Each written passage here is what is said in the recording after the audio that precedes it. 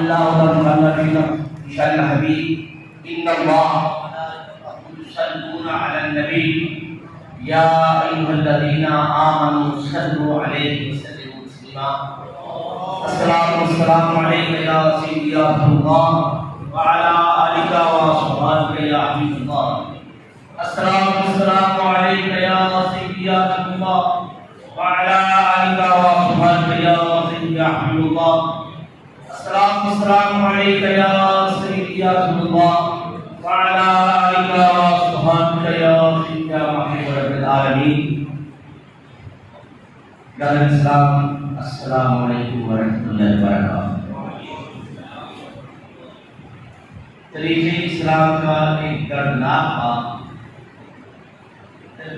سیدنا عثمان غنی رضی اللہ تعالیٰ عنہ کی اشارت ہے۔ آپ کی خدمت میں کچھ کلمات عرض کروں گا۔ اہل بیت طہار کی آپ اکرام کی شان میں کچھ عرض کروں گا۔ اللہ کی حضور یہ دعا ہے کہ اللہ تعالیٰ میری معلومات کو قبول فرمائے، سب کو سمجھ کر عمل کرنے کی توفیق عطا فرمائے۔ آج ہمارے لیے بڑا آسان ہے، کوئی مشکل نہیں ہے۔ اور کہنے میں لائٹ آ گئی ہے، لائٹ چلی جائے، مخالف صاحب ہم نماز پڑھتے ہیں تو کوئی رکاوٹ نہیں، ہم اذان دیتے ہیں تو روکنے والا نہیں ہے۔ ہم جس انداز میں چاہیں اللہ کی عبادت کریں کوئی روکنے والا نہیں۔ یہ اظہار ہے پاکستان کا، ایک پاک خطے میں ہم بیٹھ کے اللہ کی یاد میں بیٹھتے ہیں، عبادت کرتے ہیں، اللہ کے پیاروں کا ذکر کرتے ہیں، کوئی روکنے والا نہیں۔ آسانیاں ہیں، اور شاید ہم کسی وجہ سے دین کی قدر کریں کہ ہمیں دین مل گیا بڑے آسانی سے۔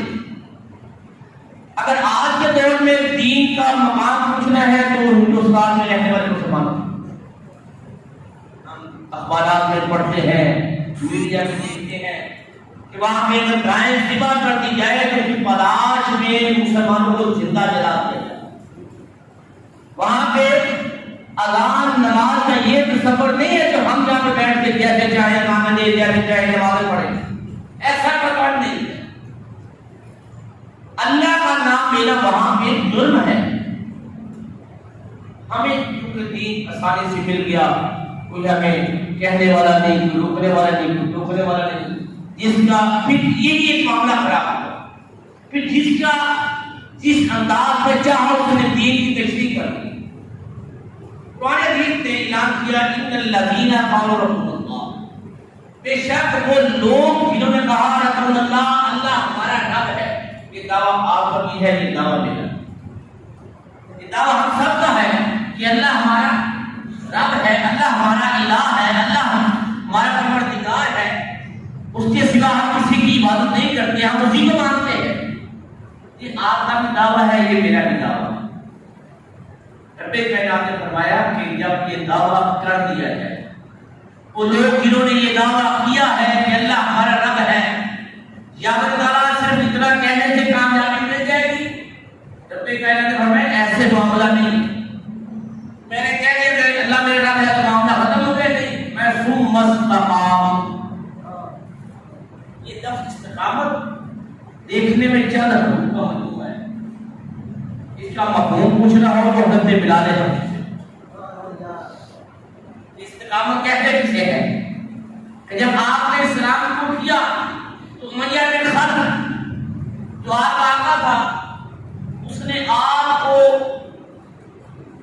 گرم ریت پہ، آپ کے پاس سمجھتے ہیں کہ ریت بنسبت مٹی کے زیادہ گرم، اس پہ لٹا کے اوپر پتھر رکھ دیا، کہا میرے کو کلمہ احد احد کہتے ہو، اللہ ایک ہے، اللہ ایک ہے، کہ چھوڑ دو۔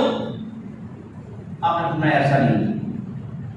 اس نے دوسرا حملہ کیا، کہا اچھا تو دل میں خیال کرتا ہوگا کہ تیری جگہ محمد صلی اللہ علیہ وسلم اللہ ہوتے ہوئے تو بچ جاتا، تو حضرت بلال نے یہ جواب دیا، مطلب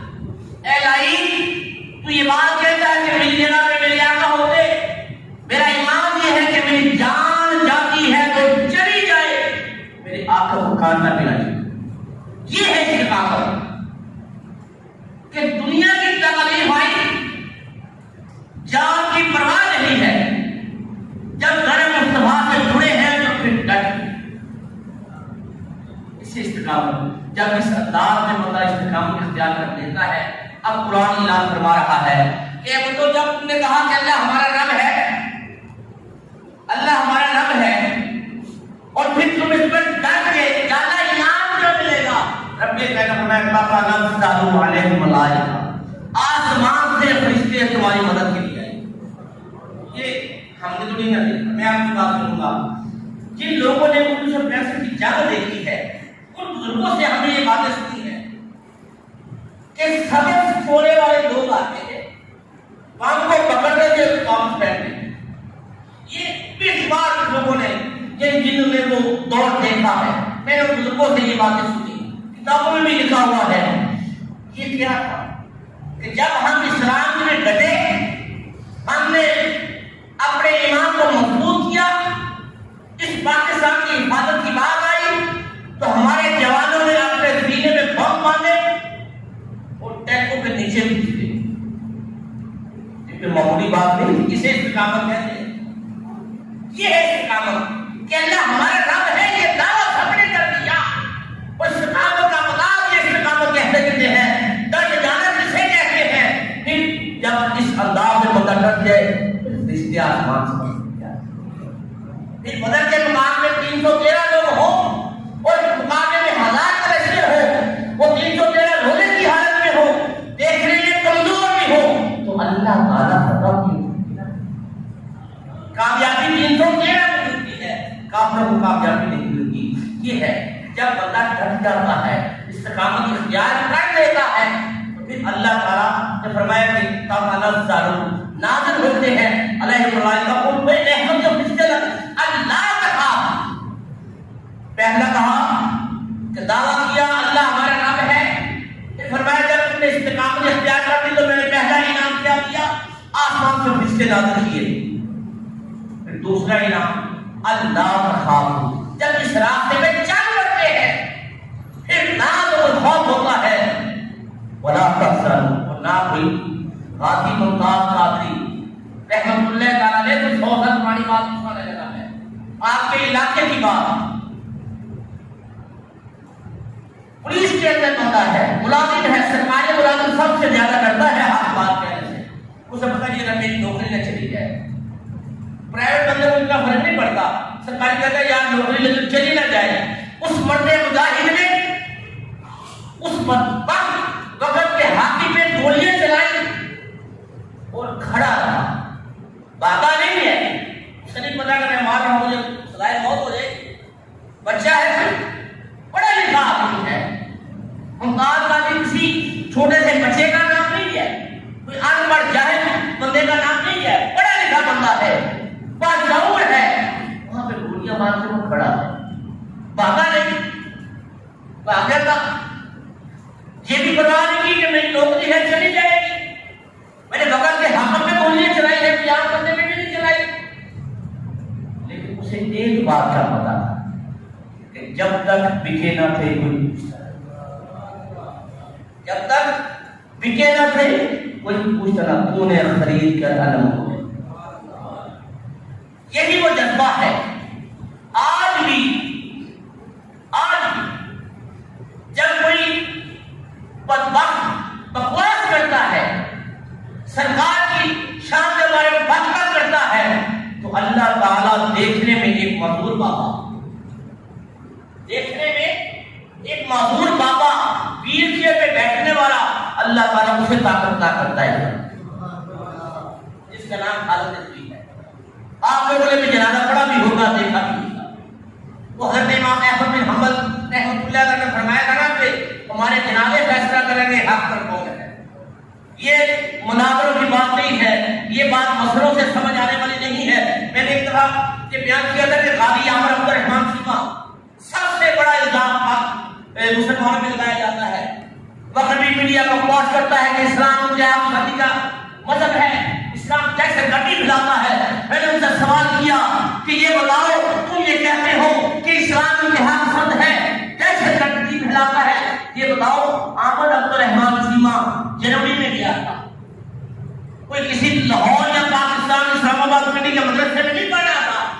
मौलवी लोग चल गए तुम्हारे नबी मुझे इतिहास घर बना दिया, वो तुम्हारे पास पढ़ने आया था, वो दर्शन निजामी करने जर्मनी में नहीं गया था, वो इंजीनियरिंग पढ़ने गया था, तुम्हारे अनूप पढ़ने गया था।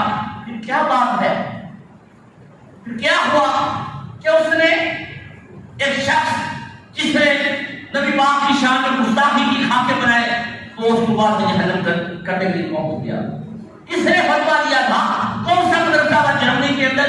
क्या लोग पूछने गया था कि हमें ये फरमाइएगा, अगर मैं ऐसे कत्ल कर दूं मैं जन्नत में जाऊंगा या नहीं जाऊंगा, क्या मुझे बताइए इसका अजर क्या होगा?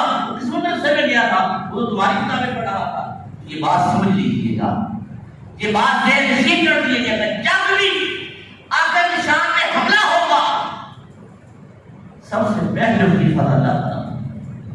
जब भी, ये आज की बात नहीं है, 10 साल बाद की बात नहीं, 10 साल पहले की बात, जब भी अल्लाह ताला चुनेगा हमें। तारीख एक और बात बताती है इबादत के साथ। मैं भी मौलवी हूँ, 20 साल से किताबत कर रहा हूँ, शोभा तो मेरा भी यही है। तारीख एक और बात बताती है, इस्लाम के ऊपर जिन्होंने जाने कुर्बान की, वो गाजी रंजीत शहीद हो, वो गाजी मुमताज कादरी हो, जिस दरसे निजामी का फारूक तस्लीम थे। अच्छा मान अल्लाह इससे कोई गलत मफहूम ना ले ले, असल में आजकल कौम का मजाक बड़ा अजीब है, वो अपने मतलब का खुद ही मफहूम निकालती है। कहने का मकसद ये कतल नहीं है कि दरसे निजामी नहीं पढ़ता, ना नाउजुबिल्लाह दीन नहीं सीखना, ये नहीं है। कहने का मतलब ये है कि अल्लाह जिससे चाहे, अल्लाह जिससे चाहे वो काम ले लेता है। हमारे में लाजिम है कि हम दीन पढ़े, ये हमें लाजिम है, ये हमें लाजिम है। वो रब चाहे किसी अनपढ़ से काम हो, लेकिन हमारी बात वही है। एक माई यूसुफ अलैहिस्सलाम की जब आपको बाजार में पेश किया गया, अटी देखिए, अटिया शहरी लोग समझ लेंगे देहात में यूं समझ लिया कि पागल है, बेकीमत सी चीज। उधर बैठे पुराने उनको तो अटी का पता है, उसूल के थोड़ा सा दाना समझ लें, बेमुकत सा माई अटी लेके आई ना, तो लोगों ने पूछा कि अम्मा जान किधर तशरीफ लाई है? कहा कि मैंने सुना कि यूसुफ को बेचा जा रहा है, तो मैंने भी मोहब्बत का इजहार किया, मैं भी आके चलो मैं खरीद लेती हूँ। अम्मा जान क्या लेके आए हैं? कहा ये मेरे पास अट्टी है, ये थोड़ी सी कॉटन समझ लें, सूटर, बेमुकत सी चीज है। अम्मा जान आप बुरी हैं, शायद आपको पता नहीं चल सकेगा, आप बात को समझ नहीं सकी। बेटा क्या हुआ? हाँ मिस्र का बादशाह यूसुफ के साथ मोहब्बत का दावेदार है, वो सारी हुकूमत लेके आया खरीदने के लिए कि आप माई कहोगे, आप समझ लिया कि इनका सौदा हो जाएगा। माई ने बड़ा खूबसूरत जवाब, अम्मा जी ने बड़ा खूबसूरत जवाब दिया। उन्होंने कहा बात ये है, मेरी हकीकत इतनी हसीयत ही, मेरी ताकत ही इतनी है, कल क़यामत नहीं होगा रब्बे कायनात दूसरे के साथ मोहब्बत वालों खड़ा करेगा, जहां पे मिस्र का बादशाह होगा वहां पे बात नहीं। आज हम माई का भी तस्करा करते हैं, वो एक अवामी छोटा सा परिंदा जैसी चिड़िया लेने आप, उसने पानी में कतरा डाला ना, उस आग में जो हजरत इब्राहीम अलैहिस्सलाम को जलाने के लिए लगाई गई, तो साथी बाबिलों ने पूछा कि तुमने क्या किया? मैंने पानी फेंका है। हाँ किस लिए? कहा वो आग बुझ जाए। तेरी अकल काम कि वो आग इसमें पत्थर पानी हो गए हैं, तो पानी के कतरे के साथ उस आग को बुझाएगी? उसने कहा हाँ हाँ मुझे पता है ये पानी में कतरा आग नहीं बुझा सकता, लेकिन मेरी ताकत इतनी, मेरी हैसियत इतनी है, मेरे इख्तियार इतना है, कल क़यामत के दिन जब सवाल होगा तो मैं ये कह सकूंगी कि हाँ हाँ मैंने इब्राहीम को जो आग लगाई थी उससे बुझाने की। इसी अकीदे के साथ हम है, हमारी हैसियत ही इतनी है। जब बात की जाए हज़रत सीना उस्मान गनी रज़ियल्लाहु अन्हु, अब मामूलियत है यहाँ पे एक बड़े दुख वाली बात है, बड़े दुख वाली बात है कि आज के दौर में एक बहुत बड़ा फितना खड़ा हो गया। फितना से मुराद लड़ाई नहीं होती, आजमाइश होती है।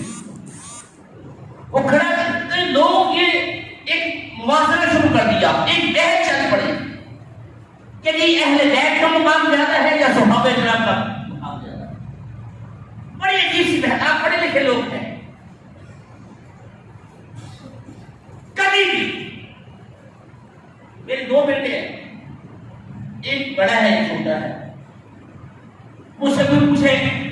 آپ اس سے زیادہ پیار کرتے ہیں تو شہر میں اس کا جواب کر دیں. میں کہوں یار دونوں میرے بیٹے ہیں, دونوں سے میں پیار کرتا ہوں, میری اولاد ہے, میں جواب نہ دے.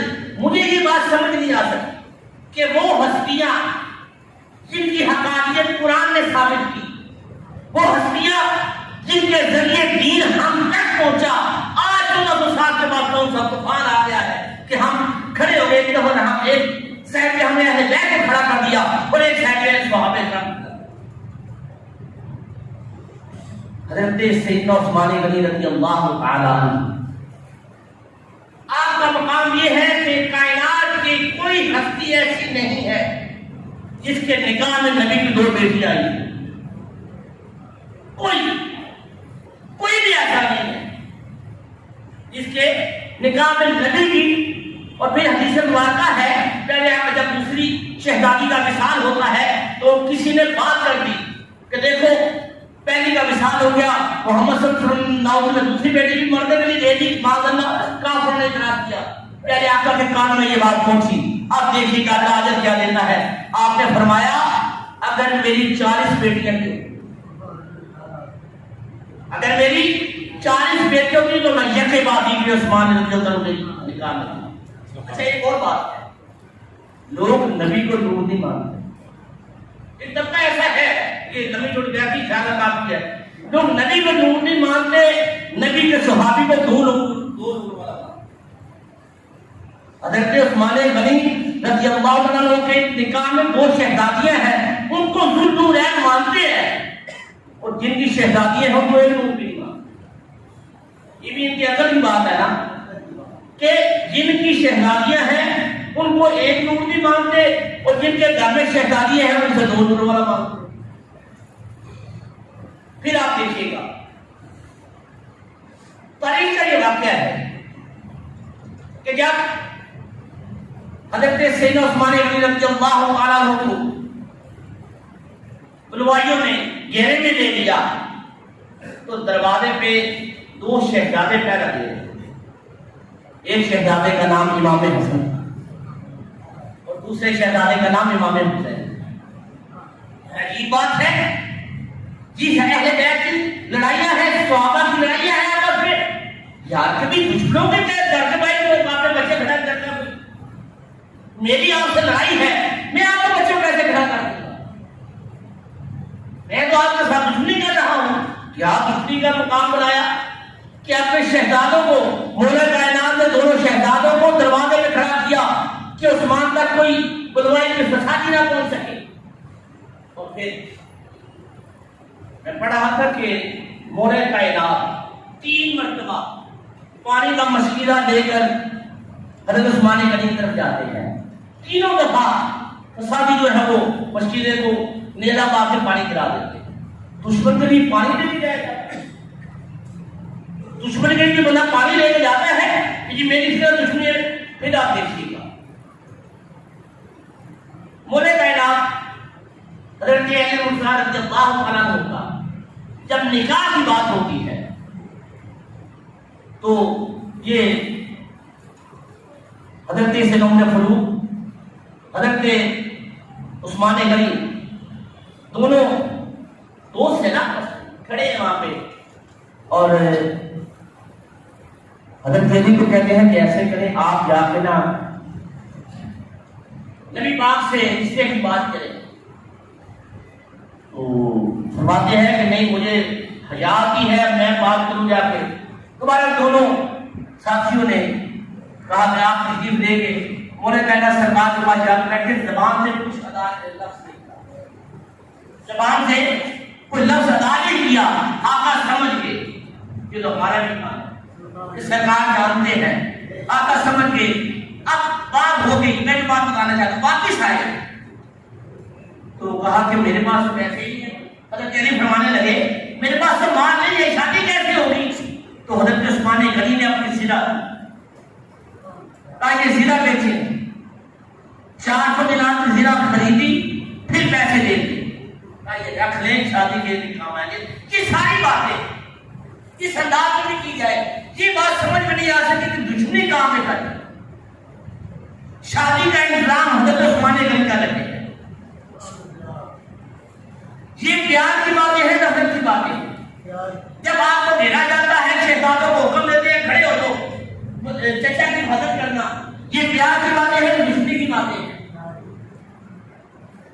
بات ہے کہ آج لوگوں نے ایک فتنہ کھڑا کر دیا ہے.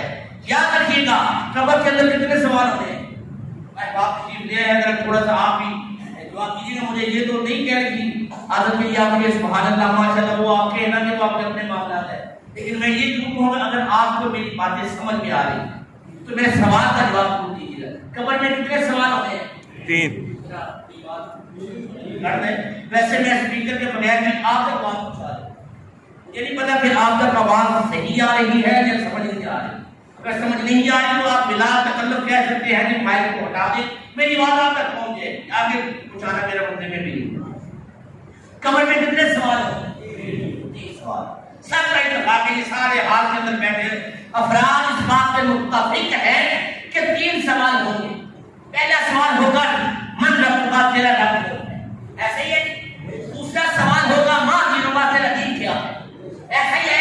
اور تیسرا سوال ہوگا ماں کا رسول سے کیا ہے, یہ آقا کا شعر ہے جو دکھایا جائے گا اور پوچھا جائے گا اس سبزی کے بارے میں کیا خیال تھا تیرا, کیا کہا کرتا تھا. یہ 3 سوال ہی ہوں گے. اور مفسرین نے محدثین نے یہ بھی لکھا کہ ایک ہی سوال ہوگا, وہ تیسرا سوال ہے. یہ ایک علیحدہ بحث ہے. چلیے 3 سوال ہوں گے. اب اس میں کہیں یہ سوال آیا کہ تم صحابی میں ایمان لاؤ گے کہ نہیں, یہ کوئی سوال پوچھا کسی نے, لیکن اگر بے ادبی کرو گے. اچھا ایک اور یاد رکھیے گا, آج بھی ہم صدا کا احترام کرتے ہیں, سیدوں کا احترام کرتے ہیں. کیوں؟ اس وجہ سے کہ یہ آلے رسول ایسی ہے نا. صداقت کا ادب ہم کرتے ہیں کہ آلے رسول ہے 1400 سال سے. اچھا آج کے سید میں ایک قطرہ خون کا ہو, اس کو دیکھا ہے عجیب سی بات ہے. جس کے جسم میں ایک قطرہ خون کا ہے, دیکھا نہیں ہے اس نے, نبی پاک کو دیکھا نہیں ہے. اس کا ادب ہم اپنے آپ کے واجب اور فرض سمجھتے ہیں. اور جنہوں نے ایمان کی حالت میں آقا کو آنکھوں سے دیکھا, بات سمجھ آئیے آپ کہ آلے رسول کا ادب کر رہے ہیں کہ خون اس کے اندر ہے, دیکھا نہیں ہے سرکار دو عالم کے بالکل تہری آنکھوں سے.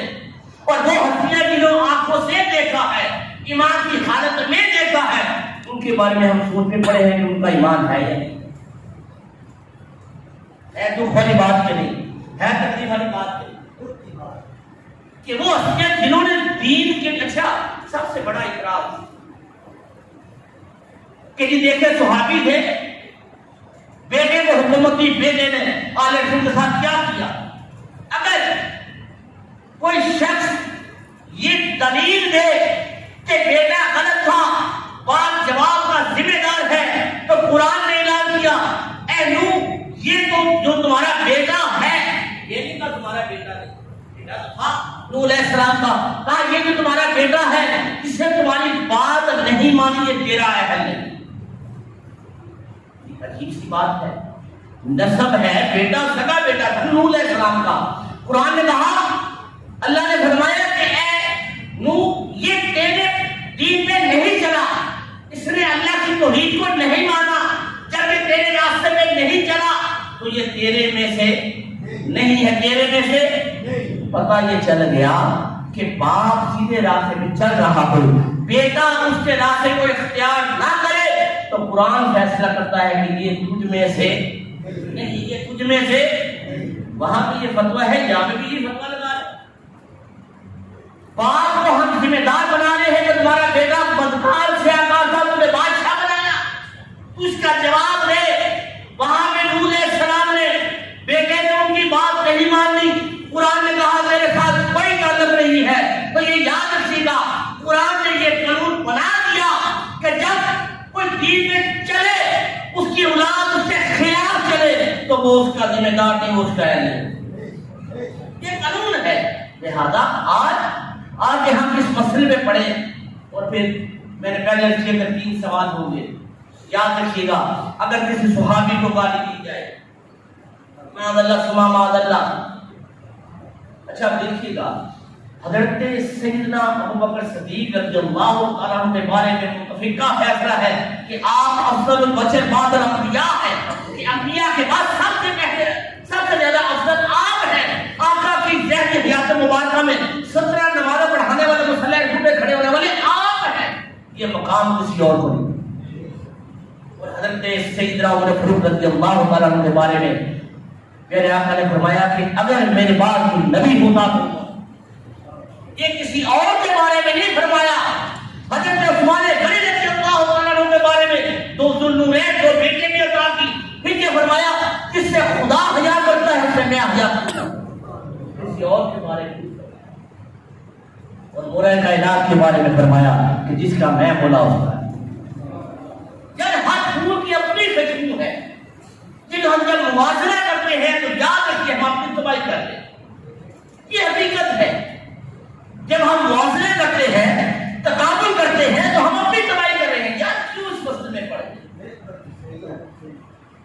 حضرت جناب ابی طالب مولا کائنات کے والد گرامی. لوگ کچھ ایمان کے قائل ہیں کچھ ایمان کے قائل نہیں.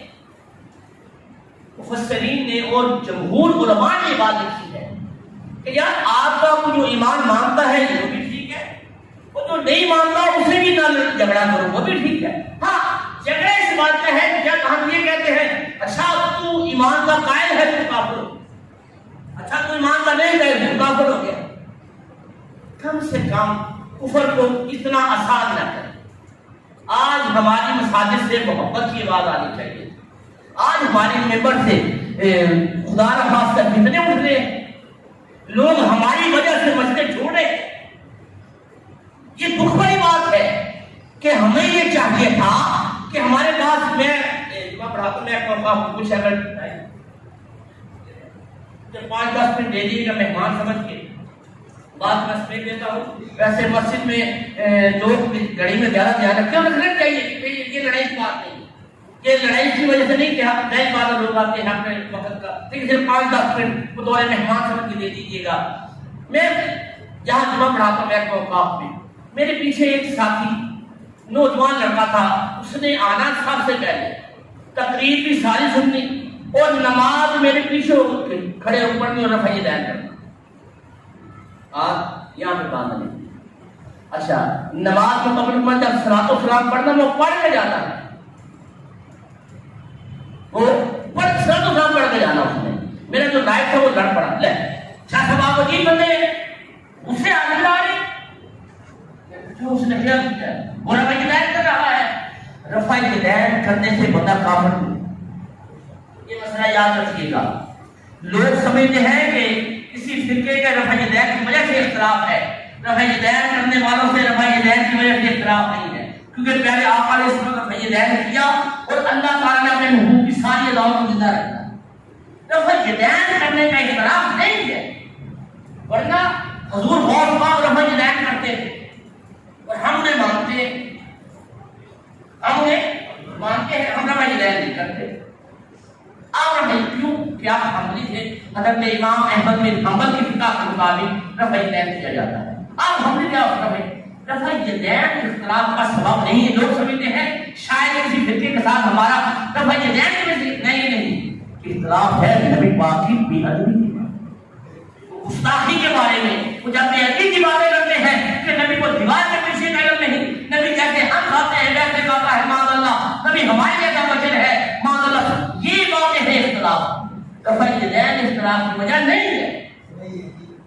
اچھا وہ بے ادبی آپ کریں گے میں کروں, تاکہ اس کے ساتھ کوئی تعلق نہیں ہے ہمارا. میں کروں آپ میرے ساتھ کوئی تعلق نہیں رکھیں گے, آپ کریں میں آپ کے ساتھ کوئی تعلق نہیں رکھوں گا. اس میں کون سا رفع یدین والا معاملہ.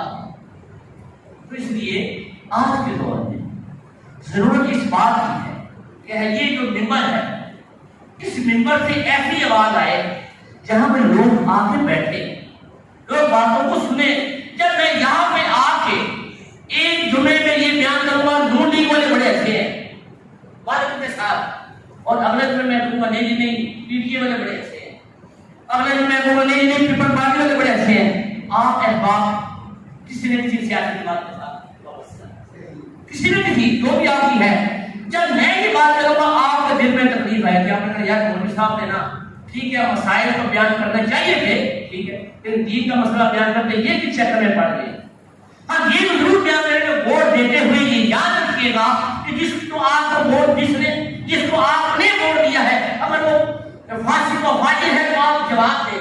یہ میرا حق ہے کہ میں بیان کروں. یہ میرا حق نہیں ہے کہ میں یہ فلاں جماعت کو ووٹ دوں. میں یہ ضرور بیان کروں اس ممبر سے کہ یہ شرائط ہے، یہ طریقہ ہے ووٹ دینے کا. بندے کو پرکھیں، ذاتیات کو نہ دیکھیں، اس کا عمل دیکھیں، اس کا کردار دیکھیں، پھر ووٹ دیں. کہ جب آپ ووٹ دے کے اسے بنائیں گے تو برا آدمی آ جائے گا تو آپ دعا دیں گے اس کا. اس لیے علیہ السلام یہ ممبر محبت کی جگہ ہے. یہاں سے ایسی باتیں اٹھنا نامناسب ہے، چاہے وہ میں جب میں ایسی باتیں کروں گا لوگ مجھے پسند نہیں کریں. اور یہ بھی تو لطف کی بات نہیں ہے کہ مسئلے میں کھڑا ہوں تو لوگ پیچھے آ جائیں. یہ بھی مزے والی بات نہیں ہے. آپ سب احباب یہاں پہ تشریف لانے والے ہمارے مہمان ہیں. میں مسجد کی انتظامیہ کی نمائندگی کرتے ہوئے یہ بتا رہا ہوں. آپ یہاں پہ تشریف لاتے ہیں ایک محبت کے ساتھ. آپ کسی بھی مسجد میں جاتے ہیں تو آپ کے ذہن میں یہ بات ہوتی ہے جو آج کا دین بیان کر رہا ہے کیا یہ ہمیں تو دین کی بات ہے. یہی ہے ہمارے ذہن میں یاد چلے مسجد میں لوگ دین کی باتیں وہ آج کا دین بتائے گا، ہمیں نہیں پتا وہ بتائے. تو جب میری سے کچھ ایسی باتیں آپ سنیں گے جو آپ کو موافق نہیں آئے گی اور میں جماعتی والے سے کسی جماعت کے اوپر اس کی فیور کروں گا، جب یہ بات لمبی ہوتی جا رہی ہے تو پھر آپ مجھے پسند نہیں کریں گے اور آپ کے ذہن میں آئے گا کیا اس مسجد میں جانا مولوی صاحب سیاست کھیلتے رہتے ہیں. یہ کیا بات ہوئی؟ ہم کہتے ہیں نماز کا مسئلہ بتاتے ہیں، ہم کہتے ہیں یا تو اللہ اور اس کے رسول کی بات ہوتا ہے، وہ کبھی یہ بات لوگ اسے پسند نہیں کرتے. یہ ایک مسئلہ بھی یہ کسی نے چیٹ بھیجی ہے جی کہ مسجد کے اندر عورتوں کا میلاد شریف اور جامع کی محفل درست ہے ہماری اسلام. اچھا آپ پڑھے لکھے لوگ ہیں، ایک چھوٹی سی بات ہے مجھے آپ جواب دیجیے، ذرا آواز اونچی رکھ کے جواب دیجیے گا. حج فرض ہے کہ نہیں؟ بٹ لیکن جو صاحب ایک کتابت پہ فرض ہے کہ نہیں؟ عورت اکیلی حج پہ جا سکتی ہے؟ عورت اکیلی حج پہ جا سکتی ہے؟ تیسری مرتبہ میں پھر پوچھ رہا ہوں جن کو آواز نہیں جا رہی ان کی جواب دیں. عورت اکیلی حج پہ جا سکتی ہے؟ عورت اکیلی حج پہ نہیں جا سکتی، مسجد میں کیوں آ سکتی ہے؟ وجہ کیا ہے؟ سبب کیا ہے؟ سبب یہ ہے کہ اللہ نے عورت کو عزت عطا فرمائی ہے. عورت امام نہیں بن سکتی. انبیاء کے صف میں کوئی عورت نہیں آئی، خلفائے راشدین میں سے کوئی عورت نہیں آئی، کیونکہ یہ مقام نہیں ہے. اللہ نے اسے چار دیواری کے اندر مقام عطا فرمایا ہے. عورت نے چار اسلام نے دیے، وہ آپ نے یا میں نے نہیں دیے. سب سے پسا ہوا طبقہ، سب سے پسا ہوا فرقہ اسلام سے پہلے عورت، سب سے پسی ہوئی ہستی عورت بھی تھی اسلام سے پہلے. اسلام نے آپ سے چار مقام دیے، اسے بیٹی کا مقام دیا، اسے بہن کا مقام دیا، اسے ماں کا مقام دیا، اسے بیوی کا مقام دیا. اس لیے تبلیغ ضرور کریں، تبلیغ سے منع نہیں کیا گیا. دینی ادارے بنے ہوئے ہم عورتوں کے بعد عورتیں پڑھاتی ہیں، خواتین پڑھاتی ہیں. یا جو بزرگ ہیں ان کے ایک سوال ہوا تھا کہ کیا کو ایجوکیشن جو ہے یہ جائز ہے؟ تو ان بزرگوں نے یہ جواب دیا تھا کہ پڑھانے والا خواجہ حسن بصری ہو، پڑھانے والا خواجہ حسن بصری ہو، نام آپ جانتے ہیں، وقت کی قلت ہے اشارے، اور پڑھنے والی رابعہ بصری ہو، پڑھنے والی رابعہ بصری ہو، پڑھانا پھر بھی جائے. مرد کا عورتوں کو پڑھانا پھر بھی جائے گی. پڑھنے والا خواجہ حسن بصری، پڑھانے والا پڑھنے والی رابعہ دونوں ہی لگا کے بولی ہے، وہ کہاں ہو رہے ہیں. اس کی وجہ ہے ٹھیک ہے. میرے شیخ حضور پیر سے معصوم چاہتا تھا، میرے پردادا ان سے کسی نے سوال کیا تھا کہ یہ مخلوط جو معاملہ ہے اس کے بارے میں آپ کیا کہتے ہیں؟ تو آپ نے فرمایا تھا جب آپ کے پاس گھی کو رکھا جائے گا، گھی کو آپ کے پاس رکھا جائے گا، پکنے کا مثال دیجیے. گھی کو آپ ابراہیم علیہ السلام کی جو محافظ ہیں اردو کی مساجد میں مناسب نہیں. اسی وجہ عورت آئے گی اکیلی. اچھا کچھ لوگ یہ دلیل دیتے ہیں کہ عورت بازار میں تو جاتی ہے نا اکیلی، بازار میں جانا کون سا جائز ہے؟ اگر بازار میں جاتی ہے تو بازار میں جانا کون سا جائز ہے؟ یہی مسئلہ ہو گیا نا کہ زیادہ لوگ نماز نہیں پڑھتے، تھوڑے لوگ نماز پڑھتے ہیں. تو نماز اب کیا نماز ہوگی؟ نماز پڑھنے والے تھوڑے ہیں، نہ پڑھنے والے زیادہ ہیں، تو پھر مسئلہ چینج کر کے نہیں جب نماز پڑھ لیں گے. کیوں؟ یہ بندے تھوڑے ہیں. تو اور ان کا یہ بھی غیر شرعی ہے، یہ پورے شریر کا کام ہے. لہذا کوشش یہ کیا کریں کہ ہماری خواتین، ہماری مائیں، ہماری بہنیں باپردہ گھر کے اندر ہو، یا کسی ایسے گھر میں جہاں پہ خواتین موجود ہوں، وہاں پہ ان کا بھائی یا بیٹا انہیں اس گھر میں چھوڑ آئے، پھر ساتھ لے کے جائے. ایسا نہیں کہ بازار سے جا رہی سارا بندہ دیکھ رہا ہے، مسجد سے گزرے سارے لوگ دیکھ رہے ہیں. اس بات سے اسلام نے منع کیا. یار بھی حرام نہیں ہے، مال بھی حرام نہیں ہے. خواتین کی ہو اس میں اختلاف نہیں ہے، طریقے میں اختلاف. اگر آپ عورتوں کی محافل کرنا چاہتے ہیں بڑے شوق سے کیجیے، کسی گھر کے اندر جہاں پہ خواتین موجود ہوں، علم بیان کرنے والی عالمہ ہو، تو مبلغہ ہو، اور یاد رکھیے گا آپ عبادت کرتا ہوں عقیدے والی. بڑا مشکل ہو گیا آج دور میں عقیدے کا. کسی کو حضرت میرے معاویہ رضی اللہ تعالیٰ عنہ سے شکوہ ہے، بس معاملہ شکوہ اس کو کیا ہونا ہے، اور کسی کو حضرت عثمان غنی سے کوئی امام حسن پاک کے بارے میں سوچتا ہے. عجیب سی بات ہے کہ وہ ہستیاں جن کے ذریعے دین ہم تک پہنچا، آج ہم اس بارے میں پریشان ہوتے ہیں، سوچ میں پڑ کے ہیں کہ ہاتھ میں تھے یا نہیں تھے. صرف چھوٹی سی بات یاد آ گئی، امام حسین رضی اللہ تعالیٰ عنہ نے میدان کربلا کے اندر تعداد میں تھوڑے لوگ، مقابلے میں لشکر تھا، صلح نہیں، مقابلہ ایسے ہوا نا، صلح نہیں کی، مقابلہ کیا. سامنے باطل کھڑا تھا، سامنے دین کی حدیں توڑنے والا کھڑا تھا، ان کے ساتھ صلح نہیں کی، مقابلہ کیا. امام حسن پاک لشکر پاس ہے، پاور میں ہے، کمزور نہیں ہے، پاور میں ہے. مقابلے والے دیکھنے میں لشکر کم ہے، حضرت امیر معاویہ امام حسن پاک صلح کر دیتے ہیں. اس گھرانے نے یہ بات بتائی کہ جب بھی حق کی بات ہوگی تو ہم تعداد کو نہیں دیکھیں گے، اپنی جان بھی قدر نہیں کریں گے. اگر کوئی حق کو توڑے گا، اسلام کی حدیں توڑے گا، ہم تعداد میں کم بھی ہوں، اہل بیت مقابلہ کریں گے. اور صلح نے یہ بتا دیا کہ ہمارے گھر کا مسئلہ ہے، جب میں نے معاف کر دیا میرے گھر کا مسئلہ تھا، کل آنے والا حکم نہ ہوتا ہے. امام حسن پاک نے صلح فرمائی تو ہمارے لیے حضرت امیر معاویہ کا کام کرے. اور ہاں یہ بھی ہے، اگر کوئی موازنہ کرتا ہے کہ جبھی بات آ گئی کہ جناب حضرت علی اور حضرت امیر معاویہ کوئی تقابل نہیں ہے، اہل بیت کا صحابہ کرام کا تقابل نہیں ہے، کہیں یہ زیادہ تقابل جو مقام اہل بیت کا ہے، کائنات کے سارے لوگ بہتر ہو جائیں وہ مقام جو مقام اہل بیت کا ہے، وہ مقام کسی صحابی کا نہیں ہو سکتا. اور جو اصحاب کا مقام ہے وہ کسی عام آدمی کا نہیں ہے. آج تو مجھے یہ بات کہے کہ صحابی جو ہمارے لیے بات پکڑے اور پھر یہ کہے کہ میں اہل بیت کا محبت کرتا ہوں، وہ محتاج ہے. اہل بیت کے ساتھ محبت کرتے ہو، وہ اہل بیت جو صحابہ کرام کو عزتوں سے نوازنے والے ہیں.